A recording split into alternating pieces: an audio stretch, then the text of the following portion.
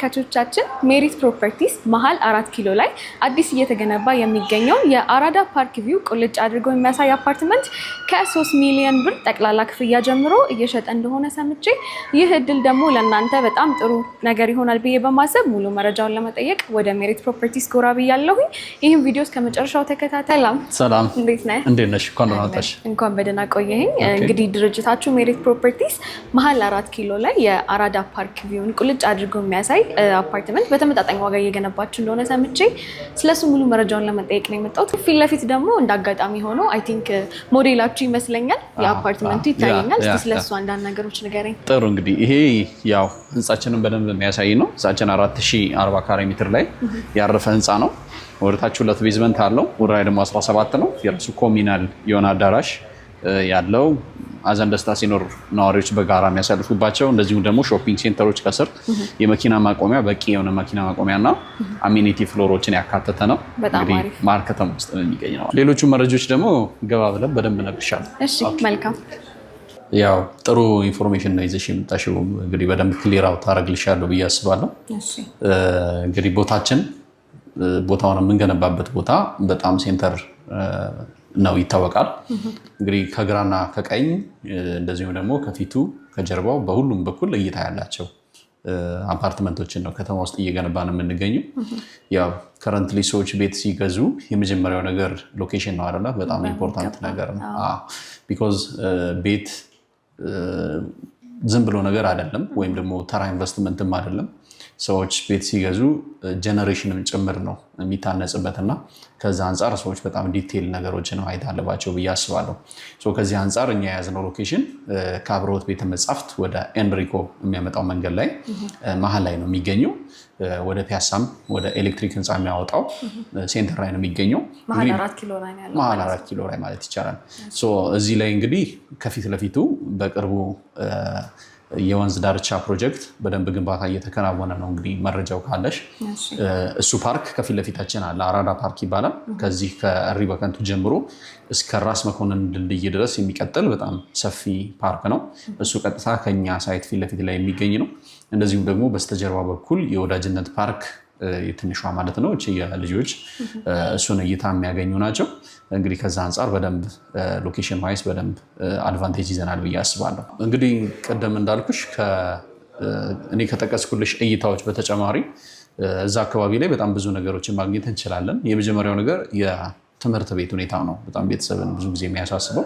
በቅርብ ርቀት ውስጥ እንግዲህ በታች በኩል ሊሴ ገብረ ማርያም ትምህርት ቤትን ተሻግረንም የነ ካቴድራልን የምናገኝበት ሁኔታ ነው ያለው። በጣም ብዙ ትምህርት ቤቶች አሉ እዚህ አካባቢ፣ ኢንተርናሽናል ትምህርት ቤቶችንም ጨምሮ ማለት ነው። ሌላው የመንግስት ተቋማት በሰፊው የሚገኙበት አካባቢ ነው። ስለዚህ ከሴኪሪቲ አንጻር በደንብ የተጠበቀ ነው ብዬ አስባለሁ። እና አንድነት ፓርክን ብታይ እዚሁ ቅርብ ርቀት ላይ እናገኛለን። ከፍ ብቲ ቤተ መጻሕፍቱን አብርሆትን ማግኘት እንችላለን። እንደዚሁም ፓርኮቹን በሁለቱም በኩል ማግኘት እንችላለን ማለት ነው። ስለዚህ አድቫንቴጅስ ነው ለመዝናናትም እንግዲህ ለቁም ነገርም የሚሆን ቦታ ማለት ነው። በጣም አሪፍ ነው ምህረቱ። ሌላው ነገር ደግሞ እንግዲህ ዋጋችሁ ነው። ዋጋችሁ በጣም ተመጣጣኝ ነው ሲባል ሰምቻለሁ እና እስቲ ስለ ዋጋችሁ ያለውን ነገር ንገረን። ጥሩ፣ እንግዲህ ያው እንደ መጀመሪያ ፕሮሞሽናል ፕራይስ ላይ ነው አሁን የምንገኘው ማለት ነው። ለተወሰኑ ቤቶች ብቻ የወጣነው ዋጋ አለ። ቅናሽ ላይ ናችሁ ማለት ነው። ያ ማለት ባለ አንድ መኝታ ከ4,410,000 ብር ጀምሮ እየሸጠን ነው የምንገኘው። ያ ማለት ቅድመ ክፍያው 441,000 ብር ብቻ ነው። ሌላውን በኮንስትራክሽን ሂደቱ መሰረት በ3 ዓመት ጊዜዎች ተከፍሎ የሚጠናቀቅ ነው የሚሆነው ማለት ነው። እንግዲህ ይሄ ማለት መሀል ፒያሳና 4 ኪሎ መሀል ላይ የሚገኝ ሳይት ላይ በዚህ ዋጋ ቤት መግዛት ምናልባት የአጭር ጊዜ እድለኞች ብቻ የሚጠቀሙት ይሆናል ማለት ነው። ስለዚህ ዋጋውን ተመጣጣኝ ያሰኘዋል። በሚገባ። በጣም አሪፍ። እሺ፣ ምን አይነት የካሬና የመኝታ አማራጮች ነው ያዘጋጃችሁት? በጣም ጥሩ። ያው ብዙ ጊዜ ኢትዮጵያ ውስጥ ብዙ ስራ ላይ ይውላል ብለን የማናስበው ነገር ምንድን ነው? የካሬ ሜትር ኦፕቲማይዜሽን ነው። ለምሳሌ አንዳንድ ቤቶች በጣም ጥሩ ቤቶች የሆኑና ካሬያቸው በጣም ኤክሰስ ሆኖ ይተልቃል፣ በጣም ይሰፋል። ያ ማለት ፐርካሬ ስለሆነ የሪል ስቴቶች ዋጋ የሚመጣው ያ ከፍተኛ የሆነ የዋጋ ውድነትን ያስከትላል ማለት ነው። እኛ ጋር ስትመጪ በጣም ተመጣጣኝ የሆኑ የካሬ አማራጮችን ይዘናል። ያ ማለት ባለ 49 ካሬ የአንድ መኝታ እንደዚሁም ደግሞ 95 ባለ 2 መኝታ እና ባለ 3 መኝታ 130 ካሬ ሜትር ኦፕሽኖችን ሰርተናል። እንግዲህ ያንንም በደንብ ሰዎች አንደርስታንድ እንዲያደርጉትና እንዲያዩት 3 መኝታችን ላይ የሰራተኛ ክፍልም የራሷ መታጠቢያ ያላት የሰርቪስ ኳርታር ኮንሰፕትን ያካተተ ነው። እሱን እዚሁ ሳምፕል ሰርተናል፣ ላሳይሻለሁ። በጣም ደስ ይለኛል፣ ማየት እንችላለን። በጣም ጥሩ ሄደን ኦኬ። እንግዲህ እንዳልኩሽ የቤቱን ስፋት እና ምን ያክል ይዘቱ ምን ያክል ነው የሚለውን ነገር ለማሳየት እዚሁ ቢሮችን ውስጥ የተወሰነ መኳፕ የሚሆን ባለ 3 መኝታ አዘጋጅተናል። እንግዲህ ይሄ ኢንተራንሱ ነው የሚሆነው የባለ 3 መኝታ ወይም 130 ካሬ ሜትራችን። ሳሎኑ ነው፣ ሊቪንግ ኤንድ ዳይኒንግ ኤሪያው ነው የሚሆነው። ሳሎኑ ይሄ ነው። ሳሎኑ ይሄ ነው፣ ለቅ ያለ ነው። እዚህ ጋር ኪችን ይኖርናል። ባለ ስንት ካሬ ነው ማለት ነው? ይሄ 130 ካሬ ሜትር ነው። እዚህ ጋር ኪችን አለን። ሰዎች እንደ ፍላጎታቸው ወይ ኦፕንም አድርገው መጠቀም ይችላሉ፣ ክሎዝም ማድረግ እንዲመች ተደርጎ ከዳይኒንግ ፊት ለፊት የተዘጋጀ ነው። በጣም አሪፍ ሪዲዛይን እንዲደረግ ተደርጎ ነው ይቻላል። በሚገባ እንደዛ ሆኖ የተሰራው። ሌላኛው የሰራተኛ ክፍል እንደዚሁም የራሷ ባዝ ይኖራታል ማለት ነው። የመታጠቢያና የሰራተኛ ክፍል ብቻ ይኖራታል። ይሄ እንግዲህ ባለ 3 መኝታችን ነው። ወደ ውስጥ ስንገባ ይሄ ማስተር ቤድሩም የራሱ ባዝ ይኖረዋል ማለት ነው። ማስተር ቤድሩም ሰፋ ያለ ነው። በደንብ አድርገው በቂ የሆነ ቅድም እንደነገርኩሽ እንግዲህ እነዚህ ባልከኒዎች በአጠቃላይ ፓርኩን የሚያዩ ናቸው። በጀርባም በፊት ለፊትም በኩል በደንብ እይታ ያላቸው ናቸው። በጣም ቆንጆ የሚባል ቪው ያላቸው ናቸው ማለት ነው። ሌላኛው ሁለተኛውና ሶስተኛው የልጆች መኝታ የሚሆነው ማለት ነው። መኝታ ቤት ይሆንና ይሄ ኮመን ባዝ ይኖረዋል ማለት ነው። በጣም አሪፍ ሰፋ ያለ ነው። እንግዲህ 130 ካሬ ቅድም 130 ካሬ ስልሽና አሁን ስታዩ እንዴት ነው አንደርስታንዲንግሽ? አሁን ሳየው ለቀቅ ያለ ነው። በሚገባ እንግዲህ በደንብ ኦፕቲማይዜሽን መኖሩና ደንበኞች ላይ ኮመን ኤሪያ ሳይበዛ በትክክለኛው መንገድ ከተሰራ 130 ካሬ በጣም በቂ የሆነ 3 ቤድሩም ይወጣዋል። በጣም ቆንጆ። እኔ እንግዲህ ወድጄዋለሁ ሾሩማችን በሚገባ። እሺ ምህረቱ፣ እንግዲህ ሾሩማችሁን በደንብ አስጎብኝተኸኛል። ካሬው ራሱ 130 አይመስልም፣ ሰፋ ያለ ነው በደንብ። እውነት ነው፣ በጣም ቆንጆ ነው። አሁን ደግሞ እስኪ ሜሪት ፕሮፐርቲስ ልመልስህ እና እኛም ወደዚህ ስንመጣ የመጀመሪያችን ስለሆነ ሜሪት ፕሮፐርቲስ ማን ነው? በጣም ቆንጆ ጥያቄ ነው። ያው አብዛኛው ቤት ገዢ አሁን ላይ ኢንቨስት ለማድረግ ዳይለማ ውስጥ እየገባ ያለበት ዋነኛው ሪዝን የካምፓኒውን ባክግራውንድ ማወቅ ይፈልጋልና ሜሪት እንግዲህ ስንመጣ ሜሪት ፕሮፐርቲስ ከመባሉ በፊት በተለያዩ ቢዝነሶች ላይ የተሰማራ የ15 ዓመት ልምድ ያለው ካምፓኒ ነው።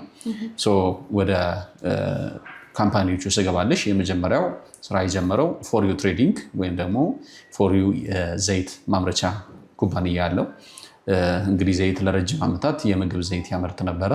ከዛ በመቀጠል አማና ፒፒአር የሚባል የፓይፕ እና የፕላስቲክ ማዳበሪያዎችን ያመርታል።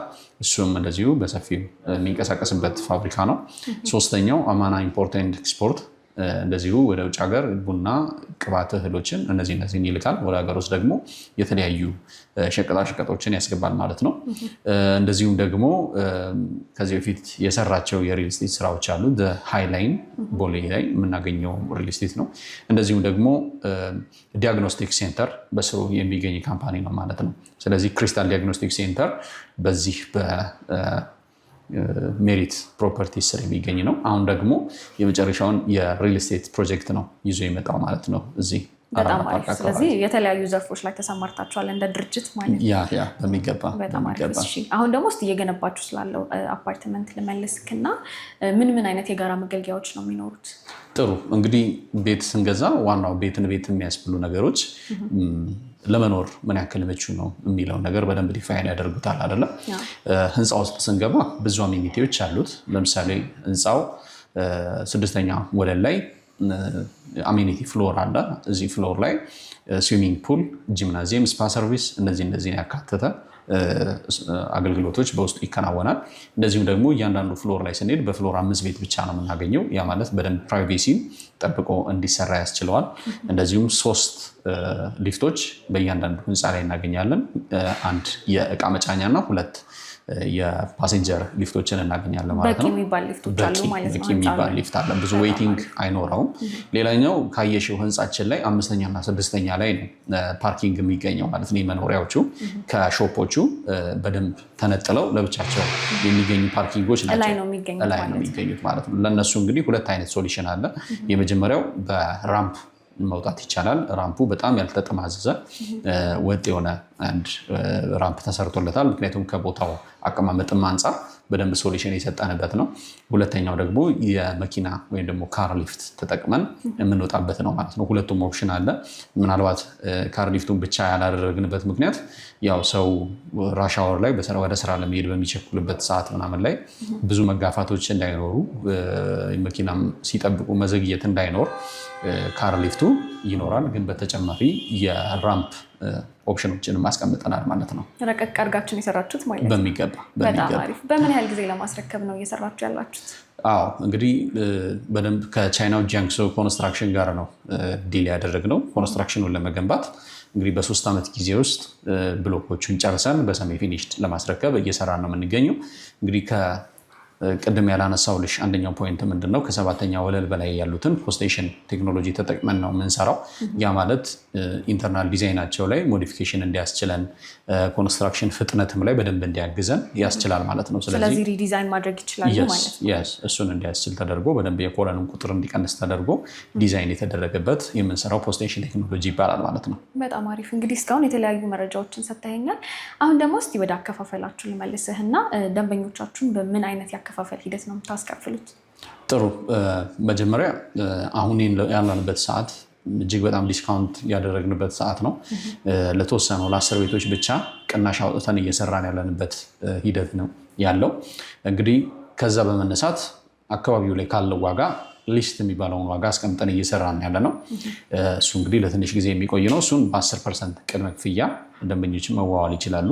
ሌላኛው ደግሞ ከፍ አድርገው መክፈል ለሚፈልጉ ደንበኞቻችን ከ30% ጀምሮ ከፍ እያደረጉ ሲከፍሉ የተለያዩ ዲስካውንቶች አሉ።